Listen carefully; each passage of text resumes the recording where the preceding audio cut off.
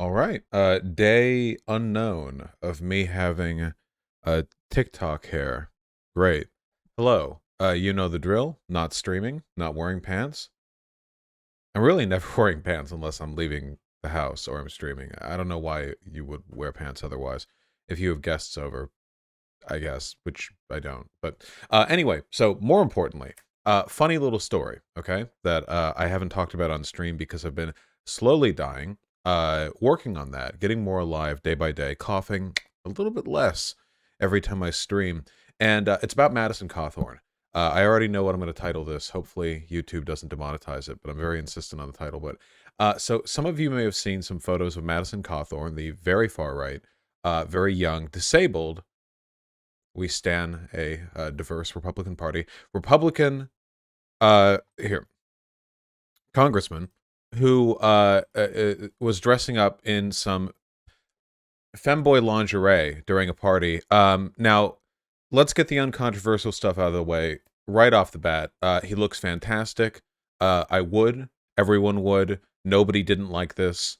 There was a bit of a a funny bit of Occupy Democrats on Twitter talking about how he should resign because of this, which is, of course, very funny. This is actually the only good thing that Madison Cawthorn has ever done, to my knowledge. Madison Cawthorn, real POS, right? I mean, basically, it was like in his college, something like every woman at his college signed a letter denouncing him for sexual harassment or something like that. Like, basically, he left college with the entire female student body saying, like, yeah, don't with this guy. What was this, Madison Cawthorn college letter? It wasn't really every woman, was it? Over 160 students at a Christian college have signed a letter accusing him of sexual harassment. A Christian college too, okay? Like, I don't know how conservative Christian we're talking here, but when I think Christian college, I'm thinking like a girl goes to the headmaster to say she's been like raped, and the headmaster like asks what she was wearing, right? You have to feel like you have to cross a couple of lines for you to get this much of a denunciation from this crowd. Anyway, Madison Cawthorn ain't the hero of this story, but he's definitely the subject. So right now, Madison Cawthorn has been weathering this storm of allegations, and Madison Cawthorn has claimed the reason he's getting so much controversial flack right now is as revenge from the GOP because he accused the GOP of engaging in degeneracy. So let me unpack that. Basically, a little while ago, here's the article associated with it. Madison Cawthorn, the freshman Republican congressman from North Carolina, found himself in hot water with GOP leadership after he made comments without evidence linking members of his own parties with cocaine use and orgies. Now, I take issue with this opening paragraph from NPR. You do not need evidence to accuse leadership of the GOP of engaging in cocaine use and orgies, okay? For all the crowing about degeneracy and making America great again and traditional family values and blah blah, we all know what GOP leadership is doing, okay? We all know they fuck prostitutes. We know they're all gay, every single one of them. Not that there's anything wrong with that. They all do drugs. They all cheat in the parts. We know this, okay? Just it's objectively, it's mathematically inevitable that this happens in the GOP leadership. I don't think Madison Cawthorn is any better, by the way. If you go on 4chan or Poll or whatever, you're basically going to see a nonstop cavalcade of secret, degenerate hentai lovers mocking other less secret, degenerate hentai lovers for being like fake far right. Like it's this ongoing game of like whoever's found out to be degenerate first loses. The only real rule the GOP has is to stay quiet about it, which is the rule that he, of course, broke. Madison Cawthorn described the sexual perversion going on in Washington during an appearance on the Warrior Poet Society podcast. Warrior Poet Society. Wait, didn't I do a video about the guy who runs this and he got like salty about it in my YouTube comment section? I did. This is that guy. Oh my, yeah. This is the guy who got mad in the YouTube comments and said he wouldn't debate me because I was a meanie beanie bobini. Wow. Oh yeah, here it is. Just how corrupt is DC? Representative Madison Cawthorn, right here. Huh. Oh, less than 250,000 views for an interview with a sitting congressman? That's fewer views than get these items before they're gone. Okay, whatever. The people want what the people want, I guess. Uh, all right. Anyway, Cawthorn did not provide specific details that could be used to verify his claims. You don't need to. You don't. Why would you need to? We know this is true. And I'm like, what did you ask me to come to? And then you realize they're asking you to come to an orgy, Cawthorn said. There's some of the people are leading on the movement to try and remove addiction in our country. Then you watch them do a key bump of cocaine right in front of you, and it's like, this is wild. So again, I need to insist here. Is Cawthorn correct in that other GOP politicians, and that's of course what he's referring to here, it's not like he would be invited to a Democrat party, right? It's not as though Madison Cawthorn is incorrect when he claims that the GOP politicians here are hypocrites. He is too, it's just a nonstop whirlpool. Madison Cawthorn is worse than a lot of these politicians are ethically in terms of his both personal moral compass and his political prescriptions. But anyway, apparently, and this is what Madison Cawthorn claims, and usually I'm loath to trust these people at their word, but it seems like fairly reasonable to assume that he's at least somewhat correct here. That in response to Madison Cawthorn breaking rank and accusing his fellow GOP leaders of degeneracy, which is a big no-no, snitches get stitches, you know how it works. Anyway, Cawthorn has been getting a runabout of just a bunch of stuff has been dropping on him. Now, of course, politicians, and especially political parties, have the power to drop a ton of dirt on basically everyone in that party. It's not, of course they do this. Like, we're talking about some of the most influential political organizations to have ever existed in all of humanity. The idea that they can't assemble and drop dirt on people when it's beneficial for them to do so is just ridiculous. And some really funny stuff has been coming out. So the sexual misconduct allegations, that's old hat news. Not that that makes it any less bad. Let's see. Here we have the timeline. On a conservative podcast in March, Cawthorn spoke about being invited to what he described as cocaine-fueled orgies, and then the salacious photos of Cawthorn in lingerie dropped. Makes me only more likely to vote for him. Last week, Cawthorn continued to grab headlines. He was detained but not charged for attempting to bring, and this is wild, a loaded gun through North Carolina airport security. His second such attempt in just over a year. That is absolutely wild to me. Absolutely wild. A loaded gun through airport security. Post 9/11. Okay. Anyway, detained but not charged. You would be charged if you did this, by the way, folks. Just politician flexing their bias here. The congressman also hit with allegations of insider trading relating to an anti-Biden cryptocurrency. And apparently there's pressure to primary him in the upcoming election. So it looks like they might think he's too much of a firebrand, too much of a snitch, try to give him a stitch, get him out of there. For his part, Cawthorn has embraced the criticism, framing it as a coordinated assault against me and my re-election. Woo! With allegations of insider trading related to an anti-Biden cryptocurrency. Really funny stuff here. I don't want to talk too much about the specific details here because a lot of this stuff is just like allegations trickling out. It's really difficult to verify the authenticity of everything. And obviously when you're making claims that are fundamentally conspiratorial, like this info is all only coming out now because the powers that be don't like that I exposed them for degeneracy, it's really, really difficult to verify. This is inferential here.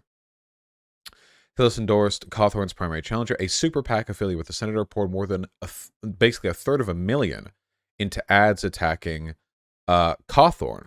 Wow. Anti-Cawthorn group seeks ethics investigations. Unseat the first-term congressman was a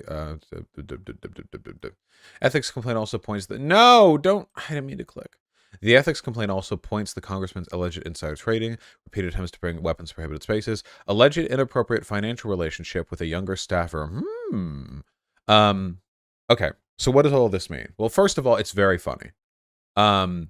Very, very, very funny. I'd like to imagine that Cawthorn, because he's like a young guy. I don't think he's terribly bright. I'd like to imagine that he's kind of naive, and maybe he's under the impression that the environment he was getting into with regards to political leadership as a Republican was an environment which was actually making an effort to sort of promote internal family values. Not that I think that's something Madison Cawthorn really cares about, but and then feeling betrayed, he runs off his mouth and gets himself in trouble with the leadership. I genuinely don't know. The only thing you should really do here is laugh. It's very, very funny. GOP is bad, Cawthorn's bad. They're all degenerates. And when I say degenerates, by the way, I mean that in two senses. First of all, they're degenerates by their standard. They're all gay. They're all gay. They're all doing drugs, And they're degenerates by my standard, which means that they're all pedophiles who eat children. Every Republican. And some Democrats, okay? Not Bernie Sanders. Not Ilhan Omar, okay? Well, Nina Turner's fine too. It's okay. In all seriousness, in terms of the actual political assessment of what's happening here, I think it is important to understand how much power the party has over its individual constituents when it wants to. So the GOP as an institution, the actual political party, of course, has a ton of power in what resources are directed where and which candidates it really wants to back. Initially, the GOP wasn't really in favor of Trump broadly back in 2016 or 2015, I mean, there was a lot of resistance against Trump initially, and then everyone in the GOP fell in line. And the reason for that is because I think they understood that as destructive as Trump was internally, because Trump was firing shots at everyone. I mean, attacking Ted Cruz's wife, going after rhinos. I mean, he was definitely a destabilizing force within the Republican Party too, but it was a wave they could ride, if that makes any sense. Donald Trump's disruptiveness was a component of fake populism that they could weaponize to be more effective in the election, which they were. They won in 2016. So in that sense, I think this is a breach of etiquette the GOP is willing to permit. And then you have Madison Cawthorn types. And I think in this case, this is a disruptiveness which is more detrimental. You don't want people like Madison Cawthorn. Sure, they're MAGA, fascist, make America great again, tradcon types or whatever. But you want them to have the political instincts to not cause a ruckus within the Republican Party in ways that can't be turned to a benefit. There's no political benefit to Cawthorn pointing out the inevitable and unchanging and unchangeable fact that politicians in Washington are all railing hookers and doing coke off the lines of their back. Madison Cawthorn calling that out isn't a disruptive influence which can be channeled into something productive. It's just disruptive. So the GOP, and again, this is conspiratorial. It's impossible to know one way or another, but it's an incredibly powerful institution. The idea that it can't hide things or cover things up or get bargains and favors in exchange for political favoritism, and then at times beneficial to it, reveal information, that seems like a fairly straightforward thing it's capable of doing. Then all this stuff comes out about Cawthorn. It could be the GOP. It could be anti-Madison Cawthorn factions within the GOP. It could be individuals within the GOP who aren't acting at the behest of any broader organization, but are just doing the work themselves, and Madison Cawthorn made it easy for them because there are photos of him dressed like a femboy and rocking it, by the way. And he tried to bring a loaded gun through airport security twice, which is, again, absolutely bananas. Whatever the case may be, this is a consequence of the way our system is set up. And while I don't take any issue with what's happening right now, I do think it's important to know that the fact that things are set up in this way, the fact that these institutions or agents within these institutions either do or possibly do have the ability to weigh in on electoral outcomes like this, it's something to keep in mind, People talked about this a lot with the Bernie Sanders stuff, how the DNC was anti-Bernie and kind of coordinated against him. I think a lot of that is exaggerated from the left because, not to say it didn't happen, it did, but there are people on the left who, this might be a Twitter thing, you really can't help but exaggerate, right? There are people on the left who are talking about like it's a Metal Gear conspiracy, you know what I mean? or sorry, yeah, Metal Gear Solid conspiracy, like some crazy, like the DNC is like, they're all smoking cigars in a back room, like moving chess pieces on the board, like key Bernie figures are getting assassinated every turn. People overstate this stuff, but it does happen. It did happen. It will continue to happen. And it's something which should be taken into account. I'm just rambling at this point. I haven't eaten yet. I'm a very hungry boy. I haven't eaten yet. I have had my Adderall on an empty stomach, so I'm hungry, and I'm gonna go eat. I'm going to go eat. You look great today. Just hold your head high, okay? You get one life. Make the best of it. I love you. Broadly.